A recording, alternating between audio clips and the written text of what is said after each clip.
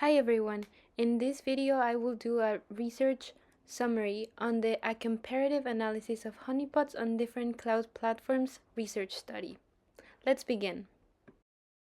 Over 90% of companies worldwide use cloud computing for their daily operations in 2025. This massive adoption is because of its scalability, flexibility, convenience, and cost efficiency. Businesses of all sizes benefit from cloud services, allowing them to scale operation effortlessly, reduce the infrastructure cost compared to traditional data centers, and access powerful computing resources on demand.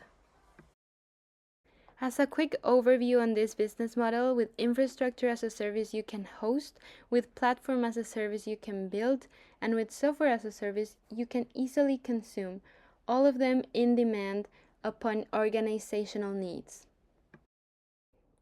As cloud adoption grows because of all the benefits listed, so do cybersecurity threats.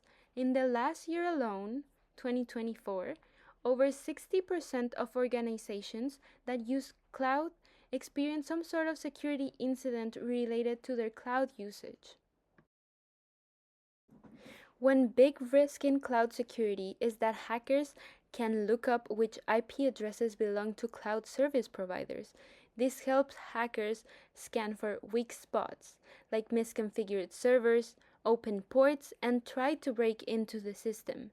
If security settings aren't set up correctly, attackers can take advantage of this and access sensitive data. With this rapid migration to the cloud comes an alarming increase in security vulnerabilities. Attackers will try to exploit misconfigurations, outdated systems, and weak credentials to infiltrate into cloud environments. To precisely counteract these threats, security experts deploy honeypots, which are deceptive systems designed to lure attackers in. The main purpose of a honeypot is to attract cybercriminals and observe the tactics they're using to get into a system. To better understand the research paper, A Comparative Analysis of Honeypots on Different Cloud Platforms, let's look at some important terminology first. A CVE, also known as Common Vulnerability Exposure, is publicly documented security flaws in software, hardware, or firmware systems. Each CVE is assigned a severity score that uses the Common Vulnerability Scoring System. This helps organizations prioritize patches and security updates. To standardize this measure, each CVE is followed by the year that the flaw was discovered and a unique identifier. For example, the first CVE to be ever categorized was labeled as CVE 1999-0001. Let's look at different types of honeypots based on their level of interaction with attackers. Low interaction honeypots simulate basic services with minimal functionality. They log attacker interactions but without running a full system. Now, medium interaction honeypots provide more realistic responses to attackers and can even simulate some traffic. They try to mimic real servers while maintaining a controlled environment.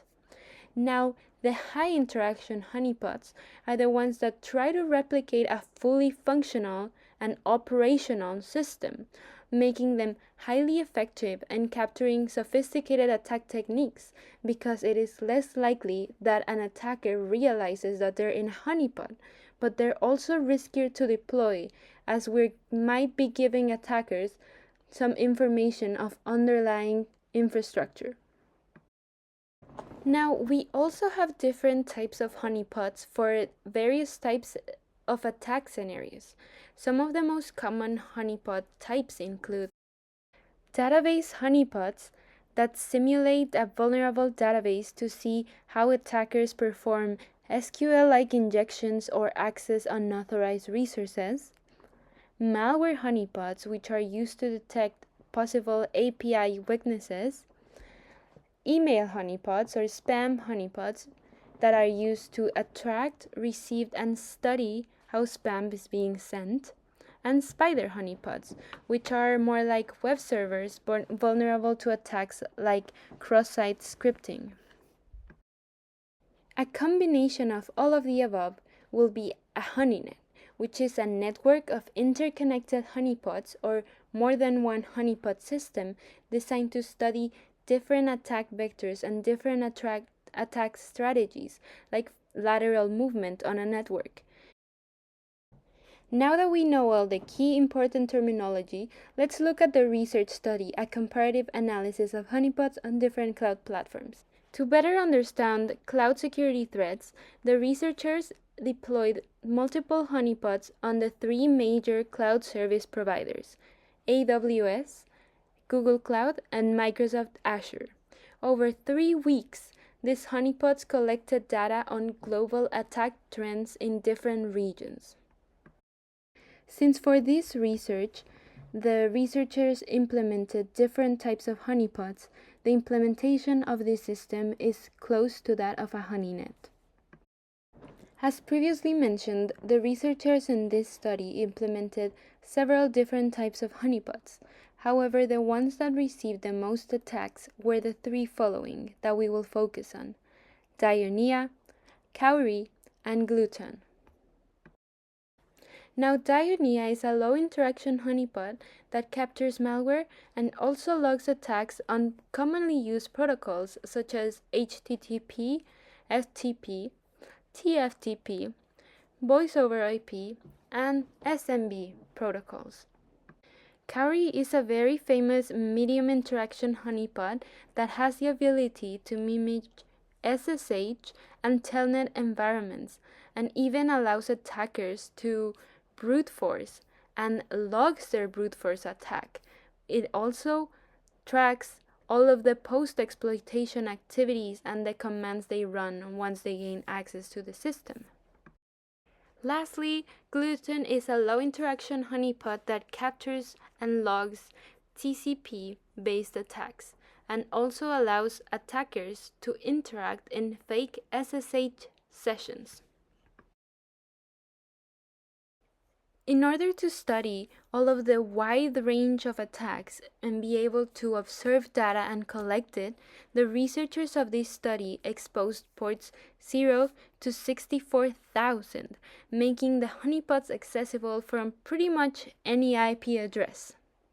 This research provided very valuable insight into modern cloud attacks because, unlike previous studies, this experiment deployed a large number of honeypots and they were able to collect extensive data on attack patterns. These are some of what I consider the most important key discoveries of this research paper. The researchers originally thought that the number of attacks would be proportional to the amount of market share that the cloud service provider had. For example, they thought that AWS and Azure, since they were more popular and had the biggest market share, would have a larger number of attacks. However, it was Google Cloud that received the highest number of attacks, despite having the lowest market share among the cloud service providers at the time of the study, which was conducted in 2021. Now, as previously mentioned, the three most targeted types of honeypots were Dioneea, Cowrie, and Gluten. This indicates a strong preference for attacking common services like SSH, Telnet, and web servers. Some other interesting information we gathered is the geographical trends. Some previous researches showed that the most prominent sources were China, Russia, and the United States.